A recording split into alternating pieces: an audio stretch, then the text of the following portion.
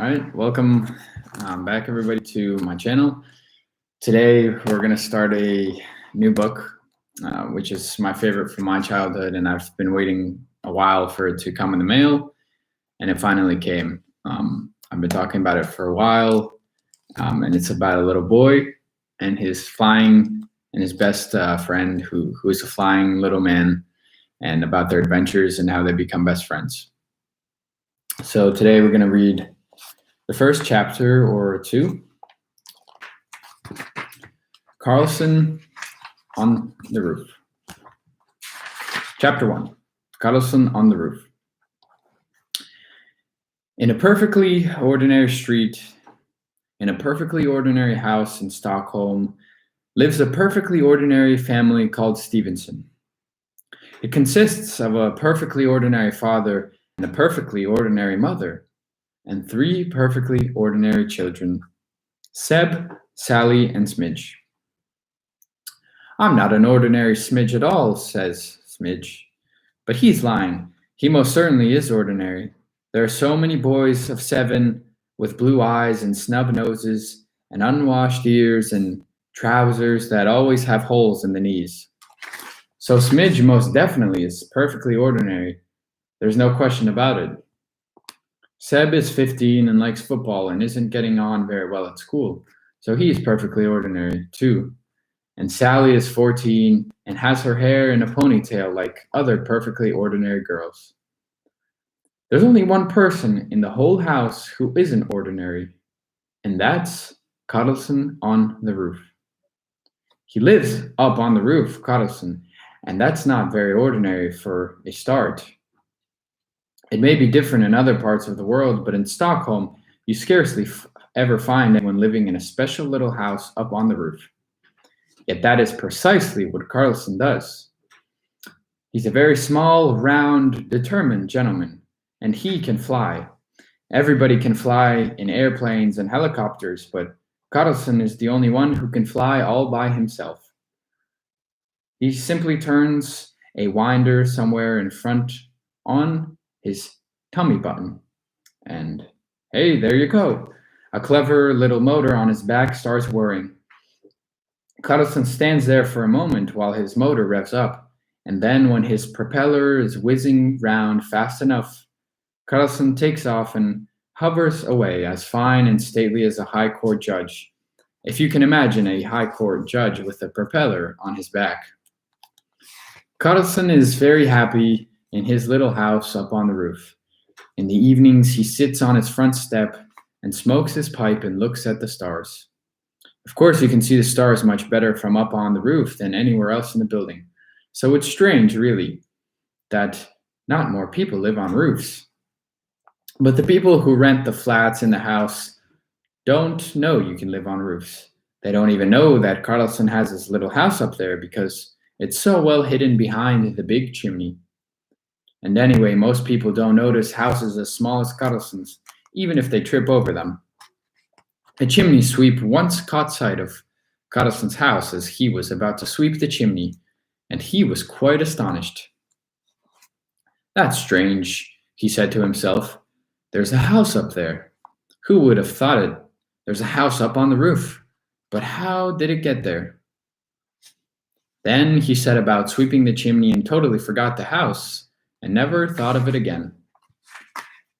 It was certainly a stroke of luck for Smidge getting to know Karlsson, because whenever Karlsson flew in, things turned exciting, and there were adventures to be had.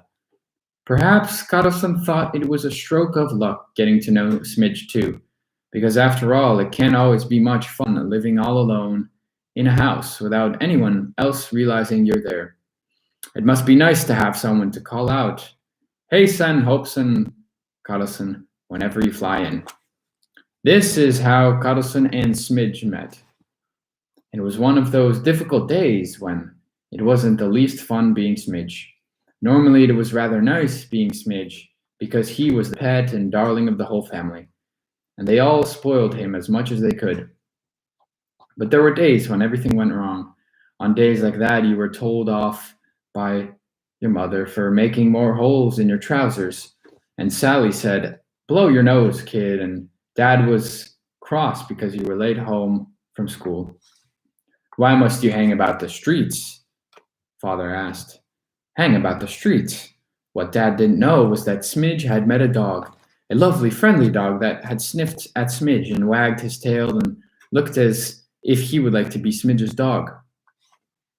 If it had been up to Smidge, he could have been Smidge's dog right away, but the problem was that Mom and Dad didn't want a dog in the house. And anyway, a lady turned up just then and called, Here, Ricky, and Smidge realized that this couldn't be his dog after all. It doesn't seem to be any chance of getting a dog as long as I live, Smidge said bitterly. That day, everything was going wrong. Mom, you've got Dad, and Seb and Sally always stick together, but I haven't got anyone.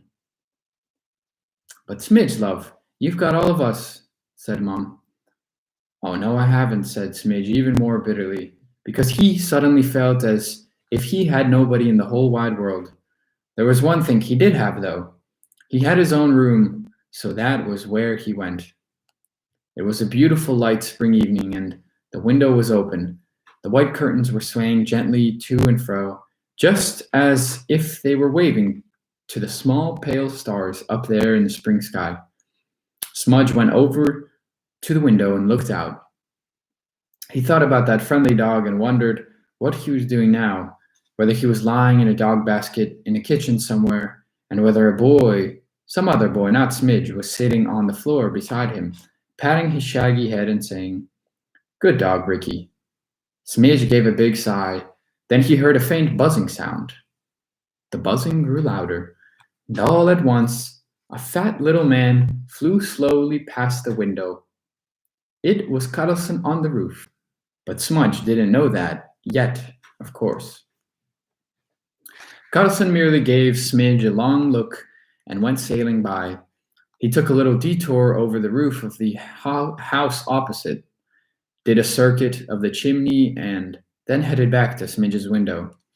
He had got up speed now and went whistling past Smidge, almost like a little jet plane. He went whizzing past several times, while Smidge just stood there waiting, feeling his tummy flutter with excitement, because it wasn't every day of the week he had fat little men flying past his window. Finally, Karlsson came to a halt right outside the window ledge. Hey, son Hobson, he said. Mind if I drop in for a while? Oh, no, please do, said Smidge. It must be hard to fly like that, he went on. No, not for me, said Karlsson importantly. For me it's not hard at all, because I'm the world's best stunt flyer. But I wouldn't recommend any old sack of hay to try it. Smidge had a definite feeling he was any old sack of hay, and decided on the spot not to try copying Karlsson's flying stunts. What's your name? Asked Karlsson. Smidge, said Smidge. Though my real name is Smidge, is Stephen Stevenson. Imagine names being so different. Mine's Karlsson, said Karlsson. Plain Karlsson and nothing else. Well, hasten Hobson, Smidge. Hasten Hobson, Karlsson, said Smidge. How old are you? Asked Karlsson. I'm 7, said Smidge. Good, you carry on with that, said Karlsson. He briskly swung one of his fat little legs over Smidge's window ledge and stepped into the room. How old are you, then? Asked Smidge, thinking Karlsson seemed rather childish for a grown-up man. Me, said Karlsson. I'm a man in my prime, that's all I can say. Smidge didn't really know what he meant, being a man in his prime. He wondered whether he might be a man in his prime as well, without knowing it, and asked cautiously, Which bit of time is the prime? All of it, said Karlsson with satisfaction. For me, at any rate, I'm a handsome, thoroughly clever, perfectly plump man in my prime, he went on. Then he took Smidge's steam engine from its place on the bookshelf. Shall we get this going? He suggested. I'm not supposed to, said Smidge. Dad says either he or Seb must be here when I have it running. Dad or Seb or Karlsson on the roof, too, said Karlsson. He's the world's best steam engine driver. Karlsson is. You tell your dad. He grabbed up the bottle of methylated spirits from beside the steam engine, filled the little spirit lamp, and lit it. Although he was the world's best steam engine driver, he clumsily spilled a whole little lake of methylated spirits on the bookcase, and merry blue flames danced around the engine as the lake caught fire. Smidge gave a shriek and dashed across the room. Easy now, take it easy, said Karlsson, holding up a plump hand to keep Smidge at bay. But Smidge couldn't take it easy as long as he could see things burning. He grabbed an old rag and smothered the merry little flames. Where they had been dancing, there were now two big scorch marks on the varnish of the bookcase. Oh dear, look at the bookcase, said Smidge anxiously. What's Mum going to say? Oh, that's a mere trifle, said Karlsson on the roof. A few insignificant marks on a bookcase. A mere trifle, you tell your mum. He was kneeling beside the steam engine and his eyes were shining. We'll soon get some proper chuff from it, he said. And he was right. The steam engine was soon working away. Chuff, chuff, chuff, it went. Oh, it was the splendidest steam engine you could imagine. And Karlsson looked so proud and happy as if he'd built it himself. I've got to check the safety valve, said Karlsson, fiddling eagerly with the little widget. There are always accidents if you don't check the safety valve. Chuff, chuff, chuff, chuff, went the steam engine. It puffed faster and faster and faster. Chuff, chuff, chuff, chuff. In the end, it sounded as if it were galloping, and Karlsson's eyes sparkled. Smidge stopped worrying about the marks on the bookcase. He felt terribly happy about his steam engine and about Karlsson, who was the world's best steam engine driver and had checked the safety valve so well. Oh, yes, Smidge, said Karlsson. We've got a real chuff chuff chuffer here. The world's best steam engine drive. He didn't get any further because at that moment there came a huge bang, and suddenly there was no steam engine any longer. Just bits of steam engine scattered all over the room. It exploded, declared Karlsson with delight, as if it were the greatest trick you could ever expect a steam engine to perform. Well, I never. It exploded. What a bang, eh? But Smidge couldn't feel glad. His eyes filled with tears. My steam engine, he said, it's broken. Oh, that's a mere trifle, said Karlsson, with a careless wave of his chubby little hand.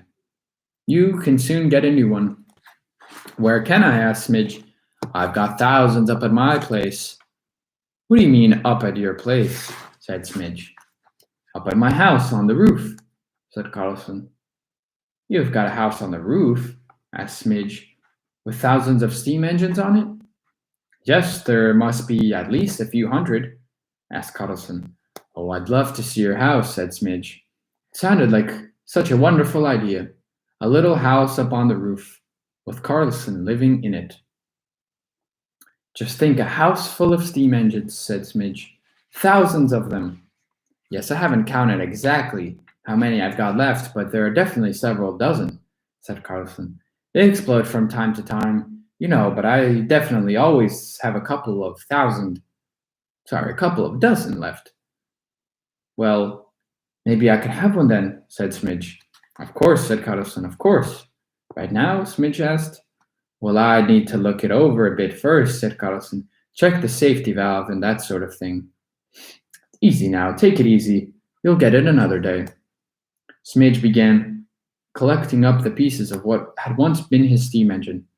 I wonder what Dad will say, he muttered anxiously. Karlsson raised his eyebrows in surprise.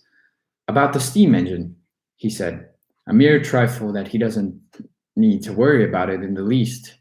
Tell him from me. I'd tell him myself if I had time to stay and meet him, but now I've got to get home and see to my house. It was fun having you here, said Smidge. Apart from the steam engine, will you be coming back another day? Easy now, take it easy, said Karlsson, turning the winder that had just in front of his tummy button. His motor started coughing and Karlsson stood there waiting for enough lift to steer properly. My Motor's coughing, he said. I need to get to the garage for a good greasing. Could do it myself, of course, he added, since I'm the world's best motor mechanic, but I haven't got time. No, I think I'll book myself into the garage. Smidge thought that would be the most sensible thing to do, too. Karlsson headed off through the open window. His tubby little body clearly outlined against the star-dotted spring sky. Hasten, Hopeson, Smidge, he said, waving his chubby hand. And with that, Karlsson was gone. We'll read one more chapter. Karlsson builds a tower. I told you, he's called Karlsson and lives up on the roof, said Smidge. What's funny about that? People can live where they like, can't they? Now don't be silly, Smidge, said Mum. You nearly scared the life out of us. Don't you see, you could have been killed when your steam engine exploded. Yes, but anyway, Karlsson is the world's best steam engine driver, said Smidge, giving his mother a serious look. He had to make her understand that you couldn't say no, not when the world's best steam engine driver offered to set your steam engine going. You have to take responsibility for what you did, Smidge said Dad, not blame it on someone called Karlsson on the roof who doesn't even exist. Oh, yes, he does, said Smidge. And he can fly, said Seb with a laugh. Yes, imagine that, said Smidge. I hope he comes back so you can see for yourself. Let's hope he comes back tomorrow, said Sally. I'll give you a krona, Smidge, if I get to see Karlsson on the roof. Well, he definitely won't come back tomorrow, said Smidge, because he's got to go into the garage for a good greasing. Never mind greasing. You could do with a good hiding, said Mum. Look at that state of the bookcase. That's a mere trifle, Karlsson says. Smidge flicked his fingers in the same superior sort of way as Karlsson had done, to make Mom understand that the bookcase episode really wasn't anything to make a fuss about. But Mother was not impressed. Oh, he does he? She asked. Tell Karlsson that if he sticks his nose in here again, I'll give him a greasing he'll never forget. Smudge didn't reply. He thought it was dreadful of Mom to talk like that about the world's best steam engine driver, but it was no more than he expected on a day like today when they had clearly all decided to make things difficult. Smidge suddenly found himself longing for Karlsson, who was happy and cheerful and flicked his finger and said accidents were a mere trifle that he didn't need to worry about. Smidge really did long for Karlsson, but he also felt a bit uneasy. What if Karlsson never came back? Easy now, take it easy, Smidge told himself, just like Karlsson had done. Karlsson had promised, and he was someone you could rely on, that was obvious. Just a few days later, he turned up again. Smidge was lying on his front on the floor, reading, when he heard that whirring, buzzing sound again. And Karlsson came buzzing through the open window like a giant bumblebee. He hummed a happy little song as he whirred around the walls. Now and then he stopped to look at the pictures. He put his head on one side and squinted. Pretty pictures, he said. Extremely pretty pictures. But maybe not quite as pretty as mine. Smidge had leapt up from the floor, hardly able to contain his excitement. He was so glad Karlsson had come back.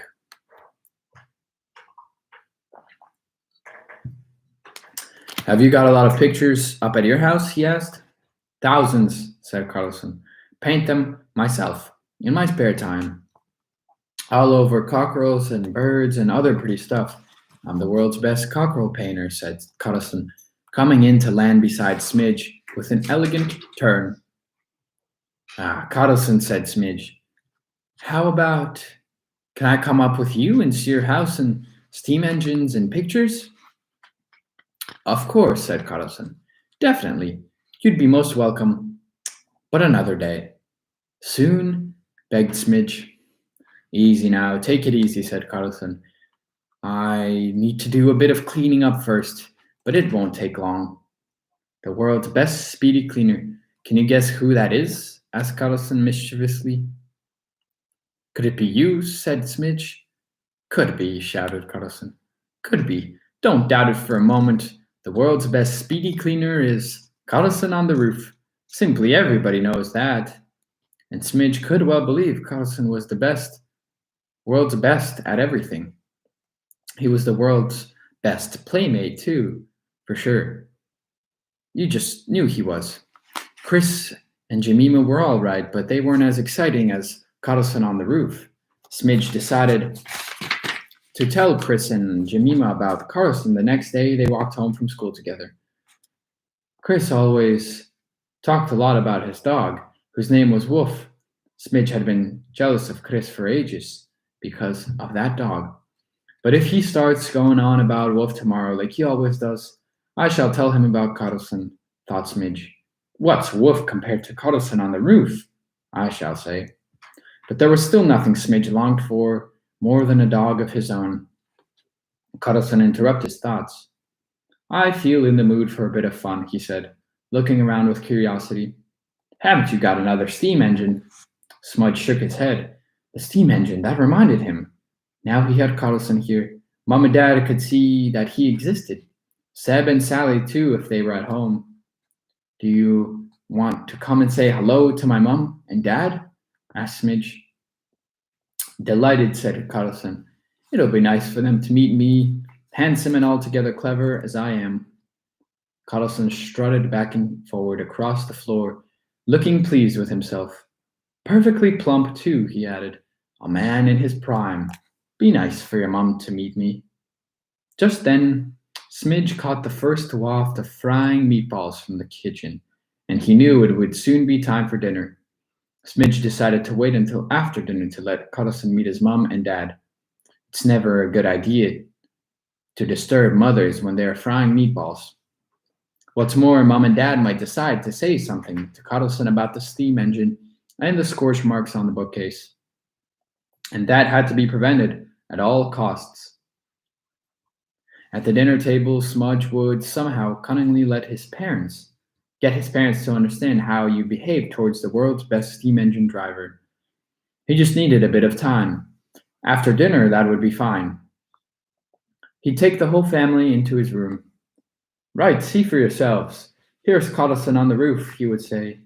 They would be astonished, and what fun it would be to see just how astonished they were. Karlsson had finished strutting. He was standing there, sniffing the air like a retriever. Meatballs, he said. I do like dear little yummy little meatballs. Smidge felt a bit awkward. There was really only one answer you could give to a comment like that. Do you want to stay for dinner? Was what he ought to say. But he daren't just turn up with Karlsson at the dinner table unannounced. It was quite a different matter when Chris or Jemima came round. Then it was all right to come along at the last minute, even if the rest of the family were already sitting around the table, and say, Please, Mom, Chris and Jemima can stay for some pancakes too, can't they? But a complete unknown, fat little man who had wrecked a steam engine and scorched the bookcase? No, that just won't do it. And now that fat little man had just declared that he loved yummy little meatballs. It was up to Smidge to make sure he got some. Otherwise, he might not want to be with Smidge anymore. Oh dear, an awful lot depended on Mum's meatballs. Wait here a minute, said Smidge, and I'll pop out to the kitchen and get you some. Karlsson nodded in contentment. Good, he said, good, but hurry up. You don't get full up just looking at pictures without cockerels or anything. Smidge slipped out of the kitchen. Mum was standing at the stove wearing a checkered apron and enveloped in the most wonderful smell of meatballs. She was shaking the big frying pan over the gas flame, and the pan was as full as can be of lovely little brown meatballs all jumping about. Hello, Smidge, said Mum. We'll be eating soon. Please, Mum, can I have a few meatballs on a saucer to take into my room, said Smidge in his persuading voice. But, darling, we'll be eating in a couple of minutes, Mum said. Oh, please let me, said Smidge. I'll explain why after dinner. All right, then, said Mum. Just a few. She put 6 meatballs on a little plate. Oh, they smelled so wonderful, and they were small and brown and lovely just as they should be. Smidge carried the plate carefully in both hands and hurried back to his room. Here, Karlsson, he said as he opened the door. But Karlsson had vanished. There stood Smidge with the meatballs, but no Karlsson was to be seen. Smidge was dreadfully disappointed. Everything suddenly seemed to go flat. He's gone, he said out loud to himself. But then, squeak, he suddenly heard someone say, squeak. Smudge looked around. Right down at the foot of his bed, under the covers, he saw a fat little lump, and it was moving. That was where the squeaks were coming from, and a second later, Karlsson poked a red face out from beneath the sheets. Hee hee, said Karlsson, he's gone. He said, he's gone, hee hee. And I haven't gone at all. You know, I was only pretending. Then he spotted the meatballs.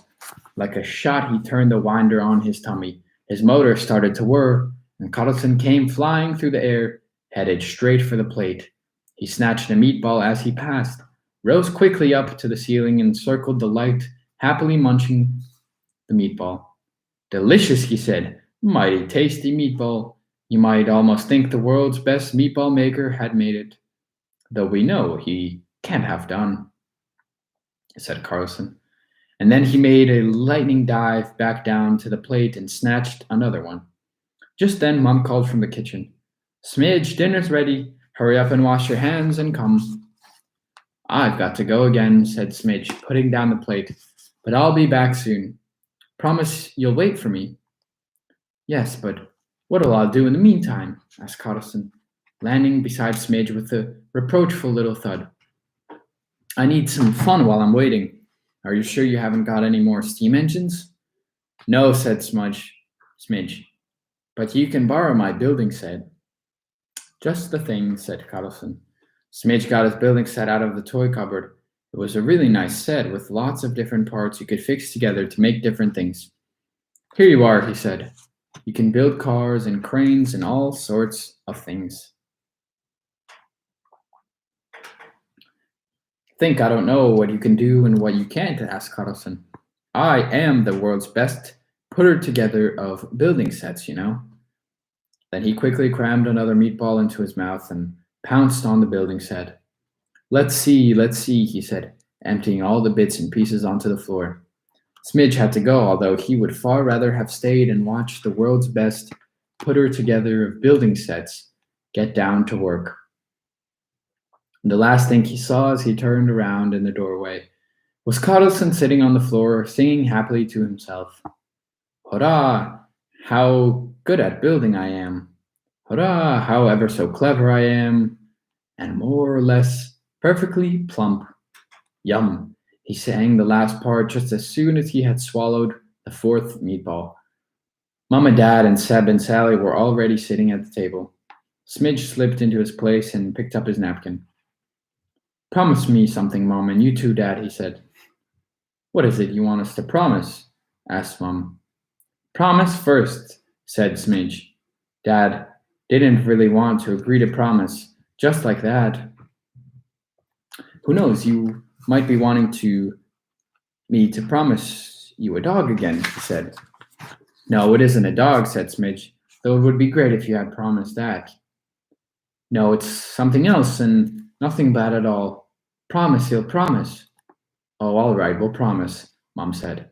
Okay, now you've promised not to say anything to Karlsson on the roof about the steam engine, said Smidge, relieved. Ha, replied Sally. How can they say anything at all to Karlsson, since they never get to see him? But they will get to see him, said Smidge triumphantly. After dinner, he's in my room right now. I think I just choked on a meatball, said Seb. Are you telling us he's in your room right now? Karlsson? Yes, he is. So there. It was a moment of triumph for Smidge. Oh, if they'd hurry up and finish eating, then they'd see. Mum smiled. It really will be nice for all of us to meet Karlsson, he said. Yes, Karlsson said the same, Smidge assured her. At last they finished their fruit salad. At last, Mum had gotten up from the table. Now the big moment had arrived. "Come on, all of you," said Smidge. "No need to hurry us up," said Sally. "I can hardly wait to see this Karlsson." Smidge went first. "Remember what you all promised," he said before he opened the door to his room. "Not a word about the steam engine." He pushed down the door handle and opened the door. But Karlsson was gone, utterly gone. There was no fat little lump under the covers on Smidge's bed. But in the middle of the floor, a tower rose up from the jumble of building bricks. A very tall, thin tower, though Karlsson could, of course, build cranes and other things. This time he had contented himself with piling the bricks on top of each other to make this very tall, thin tower. The top of the tower was decorated with something that was obviously supposed to look like a dome. It was a little round meatball. The end. And what happens next time, we'll find out on Wednesday. So those are the first 2 chapters of Karlsson on the Roof. I hope you enjoyed. Have a wonderful day, and I'll see you again on Wednesday at 4.